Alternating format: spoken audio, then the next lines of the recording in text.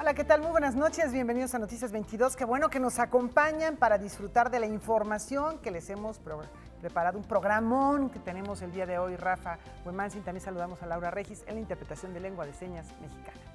Así es, Laura, amigos, tenemos muchas cosas que compartir con ustedes, pero recuerden que como cada miércoles tenemos Visión Global. Va a estar aquí la doctora Ileana Rodríguez Santibáñez y está muy tenso el ambiente internacional aquí en América y también habrá de comentar algunas cosas que están ocurriendo en Europa que tiene que ver con la cumbre de Davos, en donde hay grandes ausentes. Bueno, eso es lo que vamos a conversar en nuestra parte internacional de Noticias 22. Mis queridos compañeros de Fórmula, amigos del auditorio, como siempre, un placer saludarlos.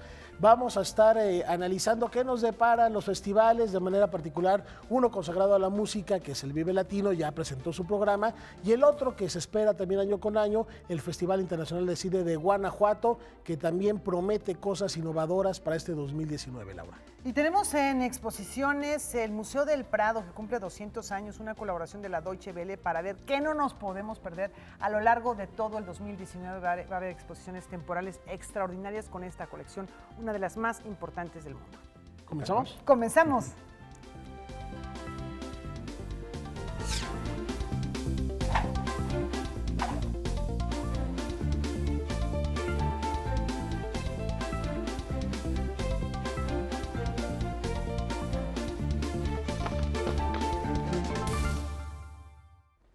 Bueno, vamos a comenzar con lo que ocurrió esta mañana en la conferencia del presidente López Obrador, quien presentó el programa de comunicación social del Estado mexicano. Será el Sistema Público de Radio y de Televisión el organismo encargado de armonizar y coordinar los medios que dependen del Estado con el fin de garantizar el derecho a la información.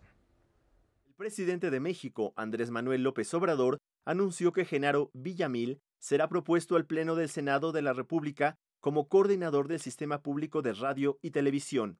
Este organismo buscará, junto con otros medios del Estado, sumar esfuerzos para garantizar el derecho a la información.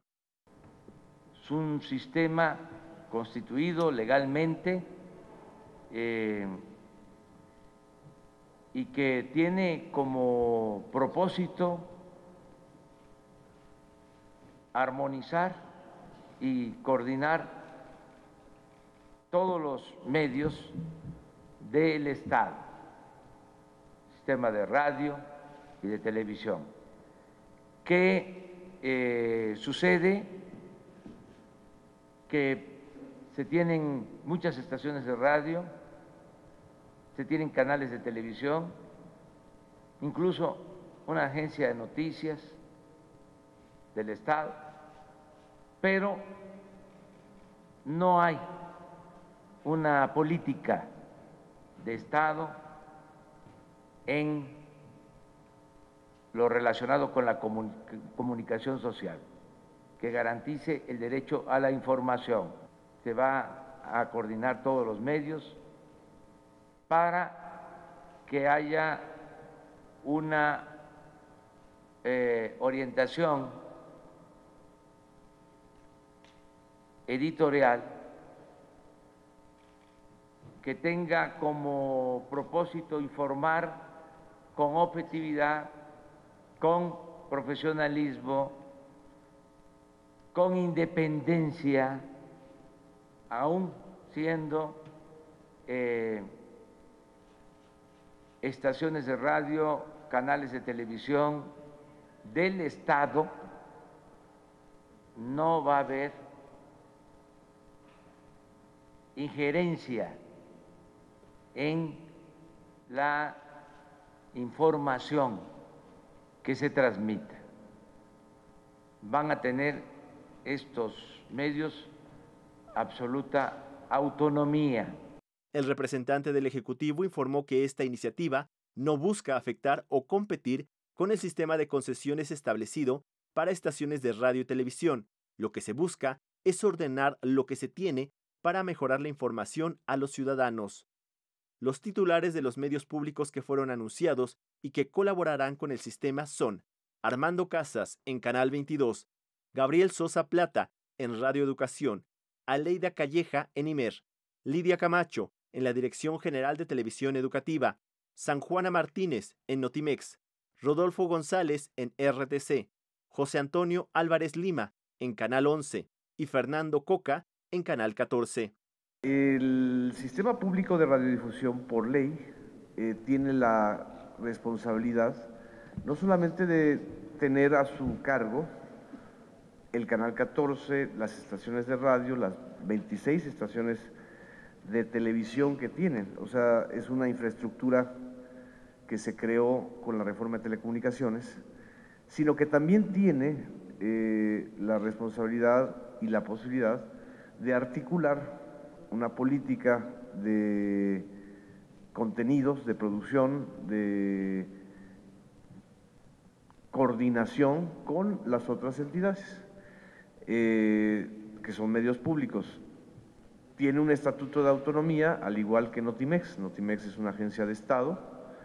En todo caso, Notimex no está dentro de las, por ley, dentro de los medios que tenga que coordinar por fuerza el sistema público, pero con esta idea de hacer una coordinación, también se integra Notimex a un esfuerzo de sinergia y de coordinación.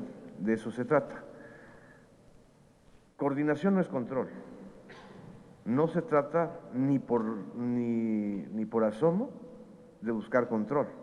Cada uno de los medios tiene su historia, su autonomía, su perfil, su identidad, y se buscará eso, una coordinación plena que además también respete los derechos de las audiencias, que construya un nuevo modelo, que le apueste a la inteligencia de las audiencias.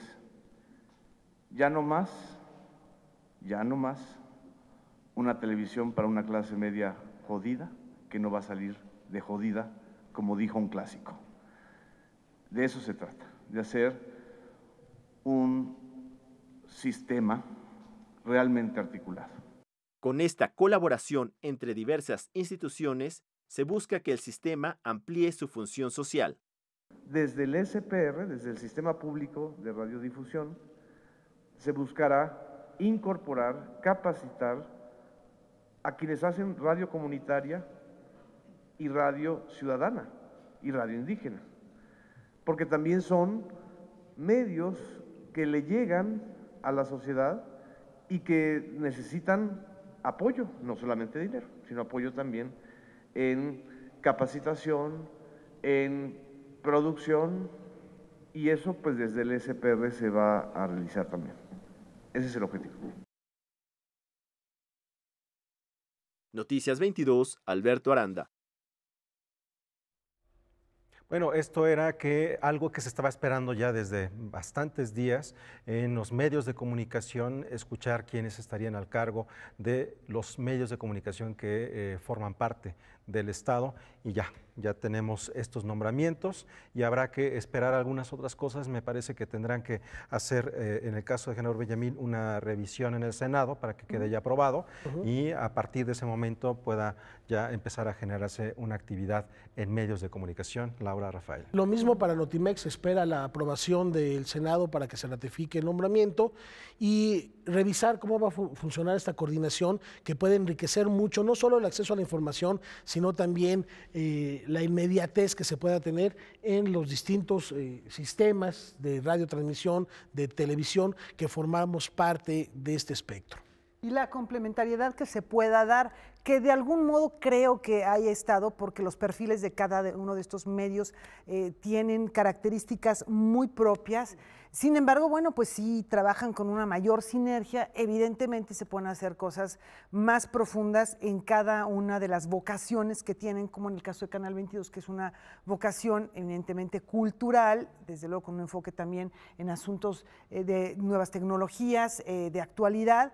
Y cada uno tiene un carácter y una personalidad propia que se ha ido forjando a lo largo de muchos años. Entonces, bueno, yo creo que esto es enriquecedor si se quiere sumar el esfuerzo de cada uno de estos medios, ¿no? Y a propósito de estos nombramientos, ya oíamos que será Armando Casas quien está al frente de esta, su televisora. Armando Casas es egresado del Centro Universitario de Estudios Cinematográficos. Desde 1991 es académico de la misma institución. Además, estudió las carreras de Literatura Dramática y Teatro de la Facultad de Filosofía y Letras y Ciencias de la Comunicación de la Facultad de Ciencias Políticas y Sociales de la Universidad Nacional Autónoma de México. Ha producido más de 15 largometrajes de ficción y documentales. Dirigió las cintas Un Mundo Raro y Familia Gang. Ha tenido a su cargo la dirección del CUEC y TV UNAM. Armando Casas fue nombrado como nuevo titular de Canal 22.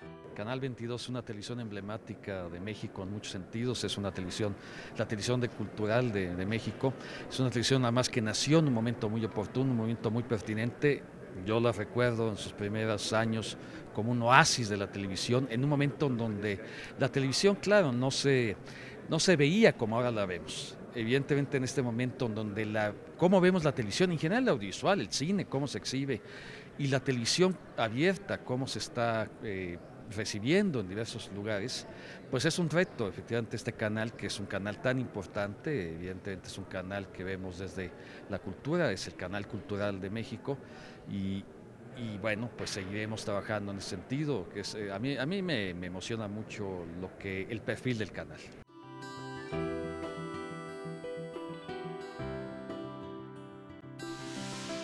Lo que tenemos que tener muy claro es que Canal 22 tiene en realidad 3 canales, el canal internacional y el canal 22.1 y 22.2. Vamos a definir muy bien los perfiles de cada uno de los canales y por supuesto tenemos que analizar con mucha presión el canal internacional porque debe ser un puente de comunicación con la gente de habla hispana y particularmente con los mexicanos que viven en Estados Unidos, que son quienes consumen principalmente este canal internacional del 22. En términos de la producción interna vamos a platicar con todas las producciones más emblemáticas que existen en el canal 22. Hay una serie de programas que son muy seguidos por las audiencias, evidentemente los vamos a fortalecer, vamos a ver cómo podemos buscar nichos de audiencia que quizás en este momento no tiene el canal.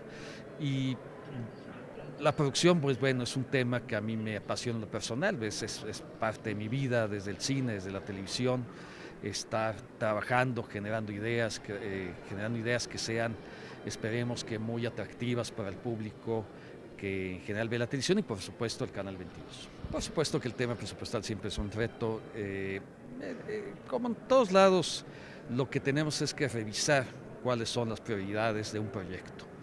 Y revisar nuestras prioridades, pues el tema presupuestal siempre podrá ser ajustado a ellas. Yo creo que a veces le damos un peso que indudablemente tiene el tema presupuestal, yo lo concibo así, que sí hay que hacer una inversión, pero lo que importa primero en un proyecto es saber cuáles son las prioridades del mismo.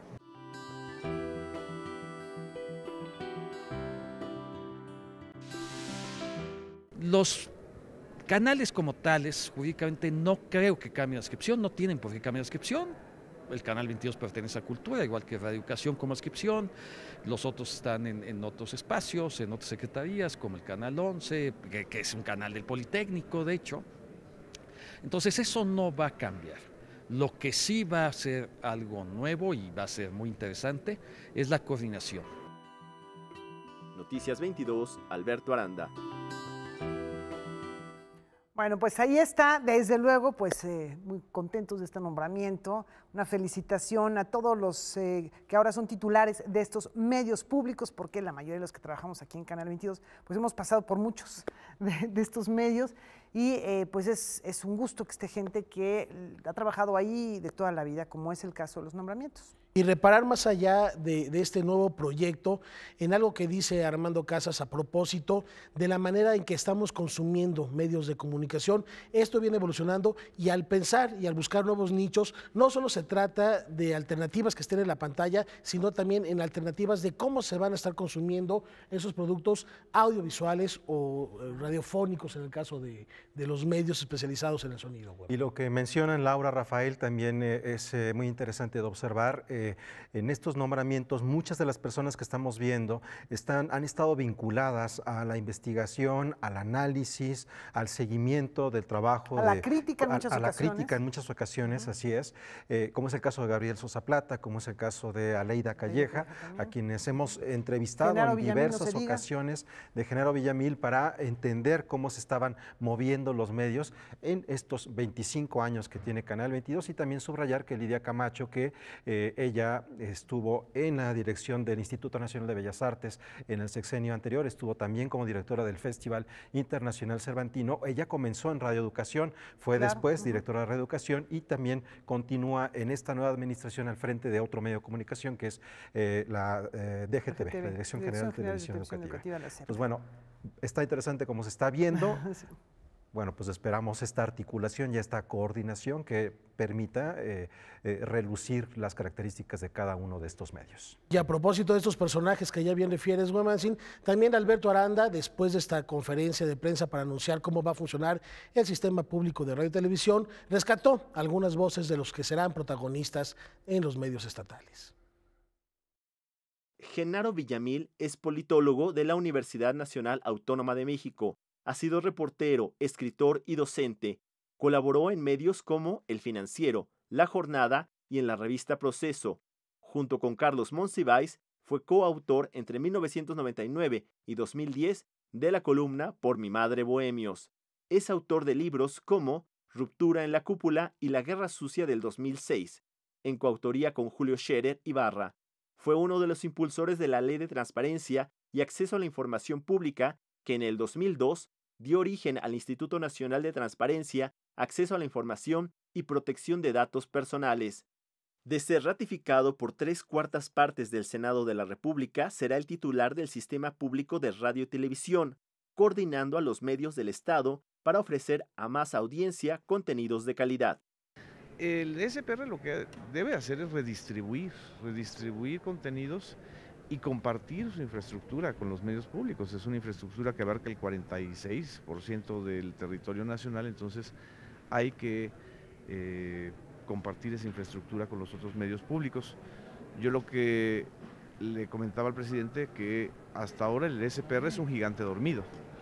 En ese sentido hay que despertar. Se van a respetar los contenidos que tengan que ver con documentales y con proyectos y procesos culturales.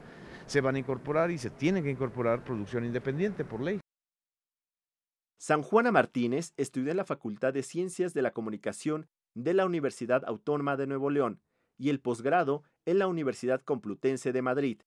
Ha investigado asuntos relacionados con la defensa de los derechos humanos, violencia de género, actividad terrorista y crimen organizado, tanto en México como en Estados Unidos y Europa.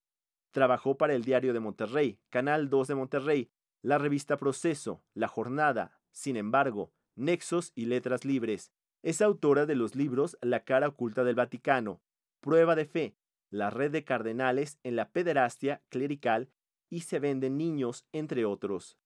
Ha sido reconocida con los Premios Nacionales de Periodismo 2006 y Ortega y Gasset, otorgado por el periódico El País.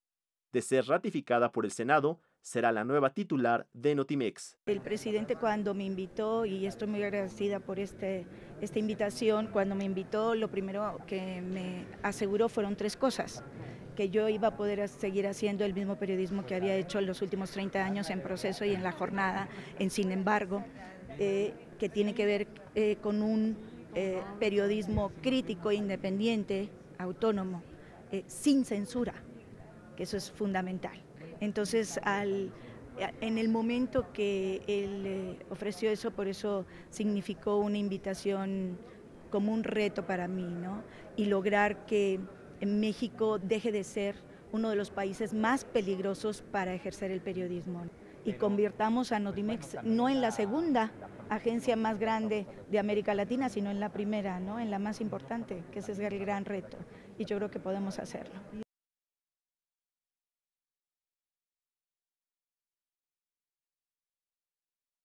Es una suma de esfuerzos principalmente, ya lo explicó Genaro. Yo creo que somos como el Dream Team, porque ninguno de mis colegas está dispuesto a ir por una senda individualmente, ¿no? Sino que todos queremos tener un esfuerzo común para lograr que el espectro mediático público se convierta en un espectro que garantice el derecho a la información de los mexicanos. Ese es primordial, a estar debidamente informados, objetivamente informados y dejar a un lado los órganos propagandísticos que han funcionado en los últimos gobiernos. Gabriel Sosa Plata estudió en la Facultad de Ciencias Políticas y Sociales de la UNAM. Es profesor de tiempo completo de la UAM Xochimilco. Es autor de libros como Días de Radio, Innovaciones Tecnológicas de la Radio en México y las 1001 Radios. Desde hoy será el titular de Radio Educación. Radio Educación en general es un buen proyecto que ha logrado consolidarse con el paso de los años. Sí nos preocupa evidentemente la situación del presupuesto, le quitaron alrededor de 9 millones de pesos y ha sido una disminución paulatina que se dio durante todo el sexenio de Peña Nieto y ahora también en esta administración. La idea de esta coordinación es de que podamos ahí como frente común sensibilizar a Secretaría de Hacienda y a los diputados respecto del modelo de medios públicos que se pretende consolidar aquí en nuestro país y eso implica también aumentar los recursos. El presidente de la República incluso ha hablado, la misma secretaria de Gobernación, de que se quiere alcanzar un modelo similar al de la BBC. Bueno, justo uno de las necesidades para llegar a este modelo tiene que ver con un presupuesto digno. No, bueno, la autonomía indudablemente, ¿no? Ya se ha planteado y ahí nosotros traicionaríamos nuestros principios como académicos y también en las organizaciones sociales si no garantizamos cabalmente esta autonomía de los medios públicos. Nos veríamos muy mal.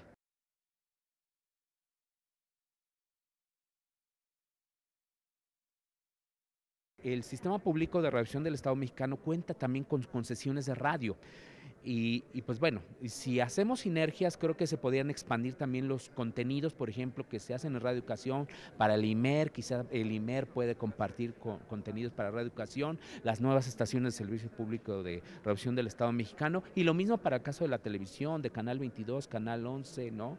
El mismo Canal 14. Por lo pronto es una buena noticia que estemos coordinados porque como decimos, creo que esto sí nos puede ayudar mucho para desarrollar mejor nuestros servicios. Noticias 22, Alberto Aranda. Bueno, ahí tienen ustedes las voces de algunas de las personas que tendrán en sus manos los rumbos de los medios de comunicación que pertenecen al Estado y que en esta conferencia de prensa en donde se dieron a conocer los nombramientos, también hubo inquietud de parte de los colegas que estuvieron presentes. ¿Cuál es la inquietud que ha estado rondando mucho en estas conferencias de prensa que ha tenido por la mañana el presidente López Obrador? Tiene que ver con un periodismo, ejercer el periodismo en un país en donde se encuentra en los primeros lugares, varía del primero al tercero, de los primeros lugares más peligrosos para ejercer esta profesión en el mundo, y también los salarios. Hay que recordar que, por ejemplo, en el caso de Radio Educación, que lo que estábamos viendo hace un momento, a Gabriel Sosa Plata, quien también fue defensor de las audiencias en Radio Educación, estamos hablando de uno de los medios en donde los salarios son realmente bajos y es algo que se refleja de manera muy irregular en otras instituciones que generan la comunicación en el Estado. En la conferencia de prensa también se hablaba sobre si se iba a contratar o no a muchos de los periodistas que en los últimos 6, 7 meses más o menos, diferentes medios privados han despedido a una cantidad grande de comunicadores. Eso refleja mucho también la salud de un país. No es solamente el ejercer la crítica, ejercer un periodismo libre, también cómo están viviendo las personas que se supone están informando a la sociedad. Bueno, parte de lo que se escuchó esta mañana. Así es, y rapidísimo antes de la pausa, por acuerdo del Comité Técnico del Mandato del antiguo Colegio de San Ildefonso, integrado por el rector de la UNAM, el doctor Enrique Graue, la secretaria de Cultura del Gobierno de México, Alejandra Frausto, y el titular de la Secretaría de Cultura de la Ciudad de México, el doctor José Alfonso Suárez del Real, fue designado el antropólogo social Eduardo Vázquez Martín como coordinador ejecutivo del mandato del antiguo Colegio de San Ildefonso. Es información que nos llega de última hora y también de última hora nos informan que está muy delicado. El maestro Miguel León Portilla tuvo un paro respiratorio esta tarde y por supuesto seguiremos muy al pendiente de la salud de este gran personaje de nuestra historia. Volvemos.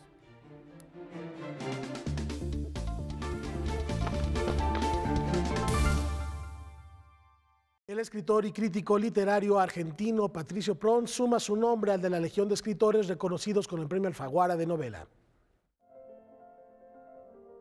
Decidió otorgar por unanimidad el 22º Premio Alfaguara de Novela, dotado con $175.000 a la obra presentada bajo el seudónimo de No soy Stirner, cuyo título y autor, una vez abierta la plica, resultaron ser Mañana tendremos otros nombres, de Patricio Prón. En primera instancia, el jurado quiere destacar la enorme cantidad de libros presentados y la gran calidad de todos los originales finalistas. En cuanto a la novela ganadora, Mañana tendremos otros nombres, es la fascinante autopsia de una ruptura amorosa que va más allá del amor. Es el mapeo sentimental de una sociedad neurótica donde las relaciones son producto de consumo. Desde hace un tiempo a esta parte tengo la impresión de que en torno al concepto de amor confluyen una serie de cosas en las que a menudo no pensamos cuando pensamos en el amor. Dispositivos tecnológicos, unas ciertas dinámicas económicas, instituciones sociales, presiones de un signo o de otro. Se trata de un momento en el cual el concepto de amor está cambiando como no lo había hecho posiblemente en muchos años, y al tiempo que se conforman nuevas parejas y nuevas formas de unión, resulta cada vez más difícil imaginar cuál es el final feliz de una historia de amor. Me parece que de fondo y detrás de la discusión acerca de qué es una pareja en este momento y qué significa que a una pareja le vaya bien, creo que está una cuestión que es clave en nuestros tiempos, y es en las formas de organización que tenemos que darnos en un momento en el cual estas formas de organización, al menos las que estaban instituidas en las últimas décadas, están dejando de funcionar. Vía streaming desde Madrid, el escritor argentino dedicó este premio a los periodistas que han perdido el trabajo en España, Colombia, Argentina y México, y a los que han sido asesinados en nuestro país.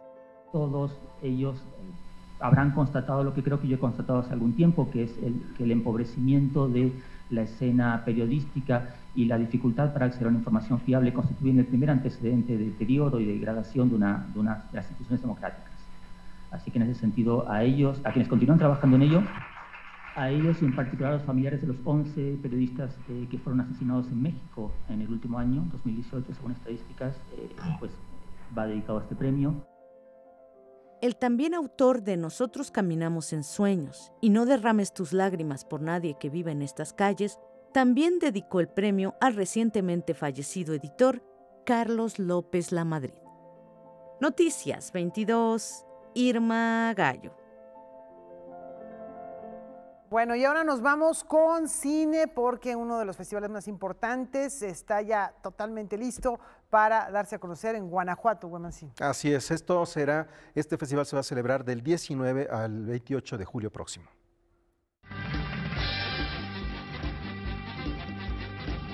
El Festival Internacional de Cine Guanajuato, en su 22ª edición, se llevará a cabo del 19 al 28 de julio, teniendo como invitado especial a Filipinas, y ya se anuncian actividades.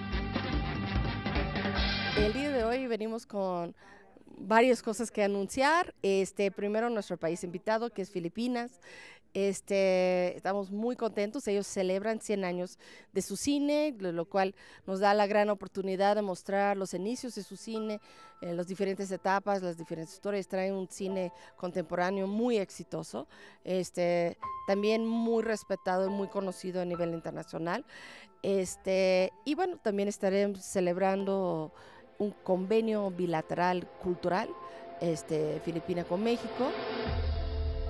Apostando por el desarrollo y formación de cineastas mexicanos y como parte de las alianzas internacionales que el festival mantiene con instituciones de primer nivel, los mexicanos Santiago Fábregas y Víctor Leisegui viajarán al Festival Internacional de Cine de Rotterdam. Rotterdam Lab es una plataforma de coproducción, nos da las herramientas más fácil para conocer los lineamientos de coproducción a nivel internacional. Cada país es diferente. Los fondos que andan girando en el mundo, pues cambia cada año, entonces nos da la oportunidad de dar la información de las oportunidades que hay en la plataforma internacional para hacer cine. Con respecto al apoyo que recibe el festival por parte de autoridades federales y locales, su directora afirma: ya después de 21 años llevamos varias transiciones y varios cambios de gobierno y este es una grande, pero sentimos muy seguros con estas transiciones a nivel federal como en el estado. Creo que a nivel federal encajamos mucho con esta política de generar públicos, de ser incluyente, que todos los mexicanos deben de ver el cine mexicano. Creo que ha sido nuestro estandarte desde que arrancamos. No es una política nueva que queremos como que ir a la mano con este gobierno entrante, pero ha sido nuestros valores y nuestras plataformas desde siempre. Entonces, pues hemos encontrado intereses similares, y a nivel estado, pues contamos con el apoyo de este gobierno y bueno, eso es lo que te deja 21 años, ¿no? Además de la nutrida oferta de actividades, el festival ha contribuido a la formación de públicos en varias generaciones. Nuestro gobernador fue un joven universitario que asistió a Expresión en Corto varios años consecutivos y lo conoce como parte de su juventud, ¿no? Y sí fortalece, ¿no? Un evento ya con los años que nuestro público ya es el gobernador, ya son diputados, ya son empresarios, ya son personas de decisión. A partir de hoy y hasta el 1 de abril, queda abierta la convocatoria para la competencia oficial de largometraje y cortometraje para la edición 22 del festival en las plataformas withoutbox.com, festhome.com y gif.mx.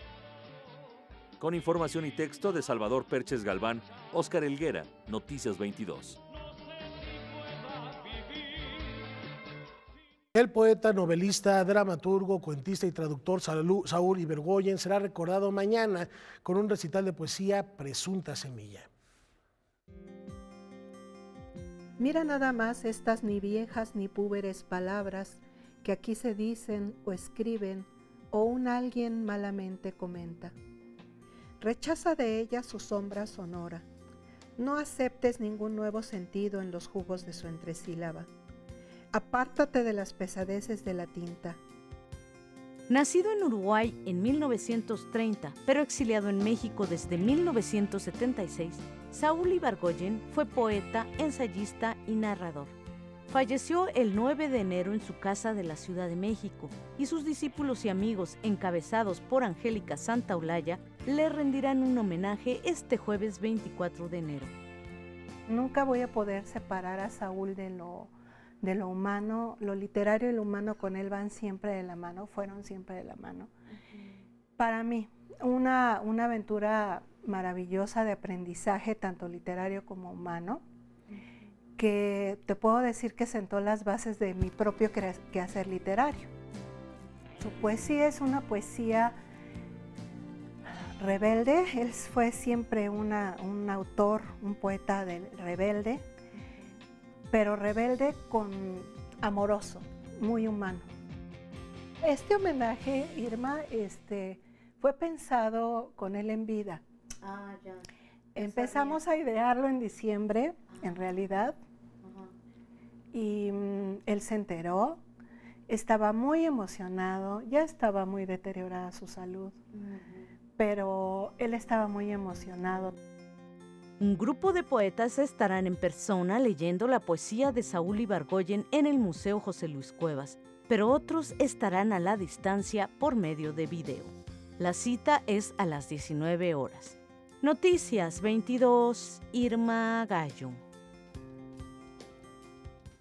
Bueno, pues ahí está este recuerdo. Así es, el homenaje es mañana y bueno, un sentido homenaje verdaderamente a esta persona que fue muy generosa con todas las personas que lo rodearon. Vamos a una pausa.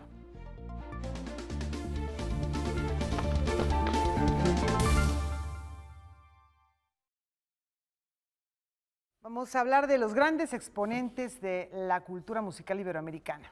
Así es. Regresa al Foro Sol, el Vive Latino.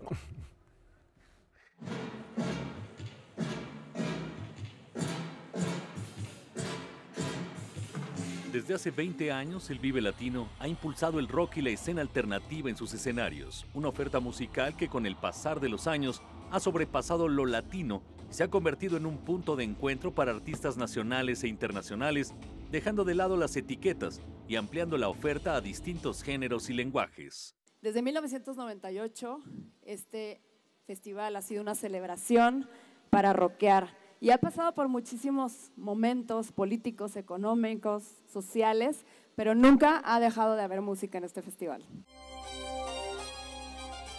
La realidad es que los que hacemos el Vive Latino estamos listos, estamos gozosos, estamos nerviosos y ocupados en celebrar los primeros 20 años del Vive Latino el próximo 16 y 17 de marzo. El cartel de este año está integrado por más de 70 bandas. En esta lista figuran viejos conocidos como Café Tacuba, El Tri y Santa Sabina, Escape, Juanes, Intocable, Caifanes, Enrique Bunbury, Carlos Santana, Snow Patrol, Bomba Estéreo y Korn. Son algunos de los artistas que podremos ver en el escenario. Finalmente, Óscar Chávez confirmó su participación y cerró el cartel oficial. Pues un chingo de gente y un chingo de bandas rock and rollando. Cada vez hay más bandas, cada vez hay más propuestas, cada vez hay más rock and roll. Y ahora en el Vive Latino vamos a ser felices. Además de los conciertos, Vive Latino ofrece otras actividades adicionales como el espacio infantil El Parque, la Carpa Casa Comedy y por primera vez Lucha Libre AAA ofrecerá funciones durante el evento. Recuerden, el rock and roll es un deporte, practíquenlo en el Vive Latino y ¡que viva el rock and roll! Vive Latino 2019 se celebrará el próximo 16 y 17 de marzo. Para más información pueden visitar www.vivelatino.com.mx. Con información y texto de Fernando Salinas, Óscar Helguera, Noticias 22. Bueno, pues por allá andaremos para darles cuenta de lo que ocurra en este encuentro, pues que es tutti frutti, digamos, ¿no? Y hagamos un breve recorrido por lo que se comenta en las redes en materia de cultura. Güemen, vamos contigo. Así es, vamos a comenzar con una noticia pues triste que se dio a conocer el día de hoy, pues falleció a los 96 años este personaje que tienen ustedes en pantalla, nada más y nada menos que Jonas Mekas, llamado el padrino del cine experimental en Estados Unidos.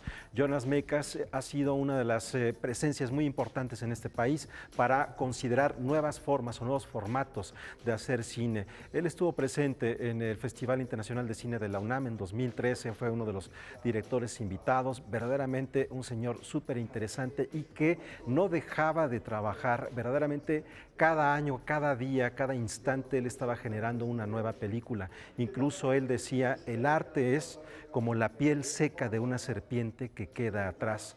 En los museos hay milagros, pero todo eso se va a convertir en polvo. Por eso hay que seguir caminando y eso lo tenemos que hacer desde el Big Bang. Este es el personaje que murió a los 96 años, el cineasta independiente, experimental estadounidense Jonas Mekas. Por otra parte, el director de orquesta, Gustavo Dudamel, es ya el primer venezolano en develar una estrella en el Paseo de la Fama de Hollywood. El músico aseguró que esta estrella también pertenece al pueblo de Venezuela en el deseo de que proporcione una pequeña cantidad de esperanza e inspiración en estos tiempos tan terribles. Subrayó el director de la Filarmónica de Los Ángeles, quien además está por estrenar Otelo de Verdi en el Met de Nueva York. Ahí está ya su estrella en este sitio que pues es una verdadera constelación. Y nos vamos a la Ciudad Luz. El artista portugués Arthur Bolat lleva su obra a la capital francesa en la exhibición titulada Acuerdo de París, en referencia precisamente al acuerdo sobre cambio climático firmado en 2016 en dicha urbe. La muestra inscrita en el Street Art incluye coloridas esculturas y piezas que representan animales elaboradas con desechos de plástico que Bolat lo encuentra en centros de reciclaje, basureros y en la calle, y con ese trabajo pretende detonar la reflexión sobre el impacto que tienen nuestros hábitos en el medio ambiente. Bueno, y tenemos una noticia que pues de algún modo está simbrando el mundo de la literatura. Así es, y que se encuentra en este momento, igual como hemos comentado, esta información de redes sociales. Se trata del escritor Mario Vargas Llosa, quien anunció que él queda fuera, que renuncia del Pen Club Internacional. Vargas Llosa no solamente pertenecía al Pen Club, sino que fue director del Pen Club entre 1977 y 1980. Efectivamente, y esto lo hace en respuesta, dice, al comunicado publicado por Jennifer Clement, en el cual manifiesta su apoyo. Una parte del PEN, no son todos los PEN Club de todo el planeta, puesto que hay muchos, son 25,000 socios en todo el planeta, pero algunos de ellos sí firmaron una carta en la cual se insta al gobierno español a liberar a los presos, a los que llaman políticos, recordarán ustedes, en el intento de tomar el poder en Cataluña en 2017. Y nos vamos con más información. Visitemos la agencia de noticias 22 Digital, que nos invita a conocer algo sobre el graffiti. Yo soy David Cruz y soy mejor conocido como Chicle.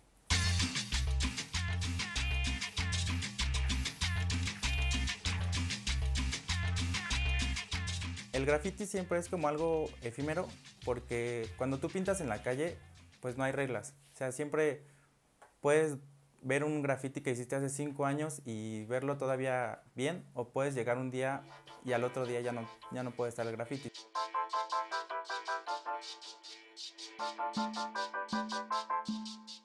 Los videojuegos siempre me han inspirado mucho y yo creo que también la música es una inspiración muy grande. O sea, cualquier tipo de música que yo escucho es como lo que se ve reflejado en lo que pinto.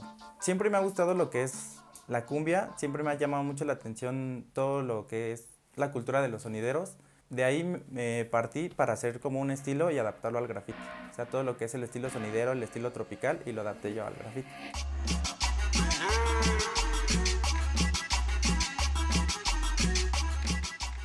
Bueno, vemos una barda y entre todos platicamos una idea. Ponemos un tema en específico y escogemos los colores. La mayoría de las veces nos tenemos que buscar nosotros. O sea, siempre es como de ir tocando puerta por puerta y pedir permiso si es que vemos un lugar que nos guste. Empezamos a hacer bocetos, empezamos a dibujar entre todos, cada quien escoge un personaje y ya estando en la pared, pues obviamente es como que ver qué material tenemos, ver los colores que nosotros queremos ocupar. A veces nosotros tenemos que fondear la pared si es que está muy fea, o normalmente pues usamos el aerosol. Siempre es como marcar, usamos el aerosol para marcar con un color, rellenamos, después pues como que entre nosotros vamos viendo, oye, pues yo le metería esto, y siempre trata de hacer eso. Por lo general cuando yo empiezo a marcar unas letras, marco la mitad, hago un rectángulo y pues divido las letras que yo voy a ocupar. Si son 6 letras, divido 6 espacios y lo empiezo a hacer como en perspectiva. Entonces siempre es como un reto hacer que las letras de las orillas queden iguales. Yo creo que el proceso siempre es lo mismo. Fondeamos, marcamos, se rellena, escogemos un color para el corte o para el personaje y pues ya hacemos los detalles.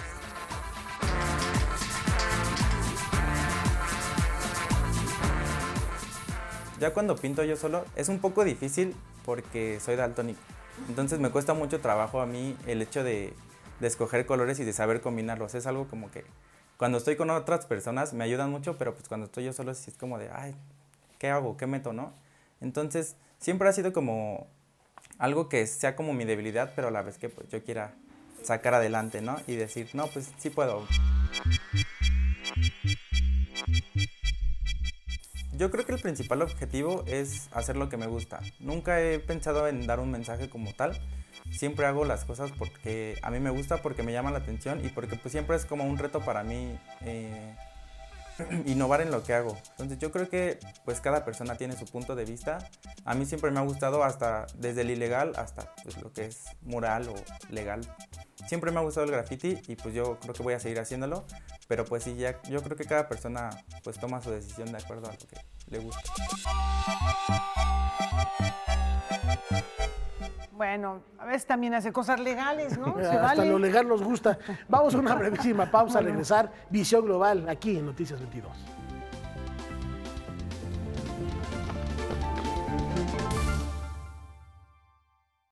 Bueno, le damos la bienvenida a Ileana Rodríguez Santibáñez, que nos va a comentar algo que está súper calientito en el continente. Bueno, hay muchas noticias internacionales que están muy, muy intensas, pero tenemos un caso muy especial con Venezuela. ¿Cómo estás? Bienvenida. Bien, muchas gracias, buenas noches. Bueno, pues justamente en la participación pasada de Visión Global hacíamos un recuento precisamente de la Cumbre de Lima y aquellos estados que se habían marcado en contra del régimen venezolano y la exclusión de México de esa protesta en contra de Venezuela. Ese es como el antecedente en la comunidad internacional.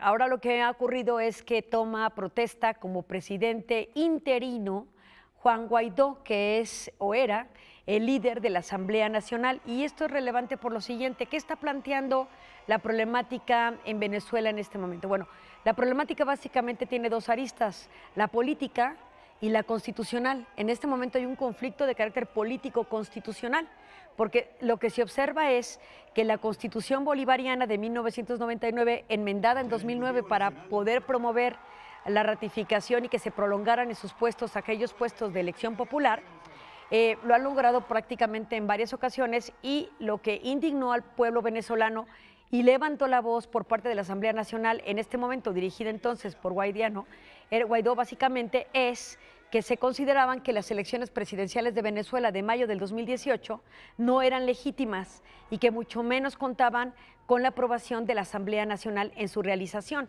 Entonces, las inconsistencias de esa elección elevaron básicamente las voces de los inconformes, de esta población dividida, enarbolándose esta causa por parte precisamente de la Asamblea Nacional, que hoy juramenta como presidente interino Guaidó. Se esperaría entonces que hubiesen, de acuerdo a la propia Constitución, en 30 días elecciones generales, pero existe un mandatario que es Maduro, que asumió la presidencia este 10 de enero, aún en contra de las voces de protesta de la comunidad internacional e incluso al interior, que dice, esto es un golpe de Estado. En realidad no se ha declarado ni dictaminado por la comunidad internacional ni los expertos como un golpe de Estado. Hay que decir que incluso la Constitución venezolana tiene un artículo, que es el 138, que dice que cuando alguna autoridad parte del poder público usurpa una función, serán ineficaces y declarados como nulos esos actos. Entonces, hay una problemática constitucional importante, pero que también es política, que deslegitima básicamente al mandatario Maduro y posiciona, por supuesto, a quien queda ahorita en el poder, que es el presidente de la Asamblea Nacional.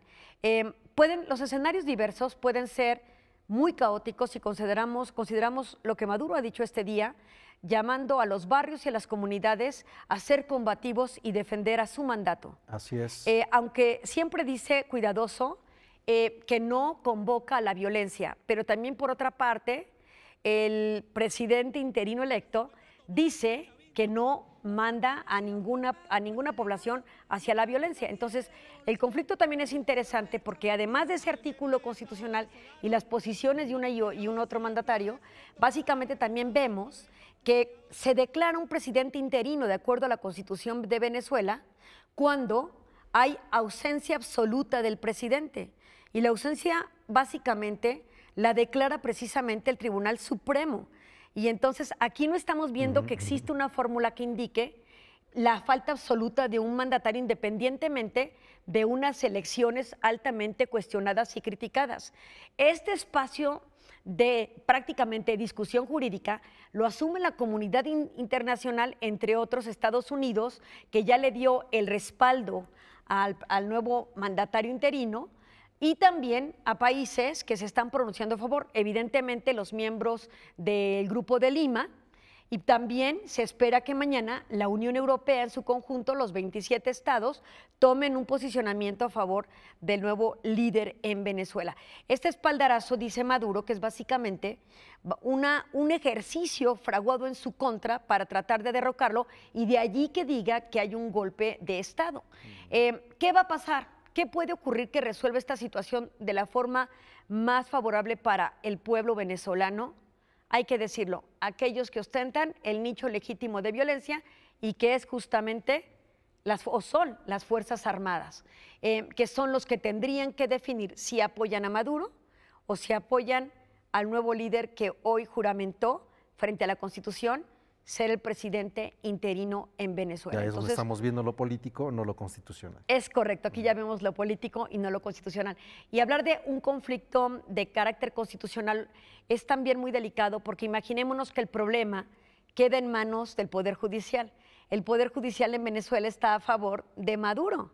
Ajá. Fueron efectivamente los que legitimaron la presidencia de Maduro después de las elecciones de mayo del 2018, sin básicamente consentimiento de uno de los poderes, que es la Asamblea Nacional y que representa al legislativo. Recordemos que en Venezuela la división de poderes no se erige solamente en tres como nosotros conocemos, del ejecutivo, el legislativo y el judicial, sino que tienen dos poderes más, que es el ciudadano y el electoral. Aquí donde hemos escuchado un posicionamiento del poder electoral en relación a las elecciones de Maduro o a este nuevo acto que se genera hoy y que está llamando a la opinión pública nacional e internacional a tratar de dar una crítica y una reflexión de lo que acontece en ese estado. Y algo interesante es también cómo la prensa se ha manejado para hablar un poco del silencio de México frente al conflicto.